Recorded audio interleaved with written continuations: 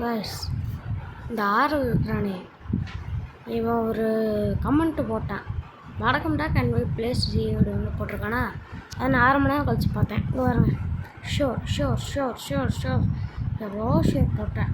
அதுக்கப்புறம் பாப்பான்னு ரிப்ளை பாருடா அடே பாருடா.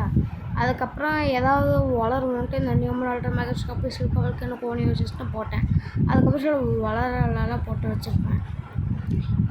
எவ்வளோ நேரம் பாருங்க, 30 மினிட்ஸாக வெயிட் பண்ணிகிட்ருக்கேன்.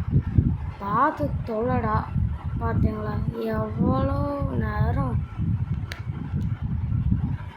இவன் இப்போ மட்டும் இவன் இப்போ நான் போடுற வீடியோவை பார்த்தான்னு வச்சுக்கோங்களேன், கண்டிப்பாக அவன் ரொம்ப கவலைப்பட போகிறான்.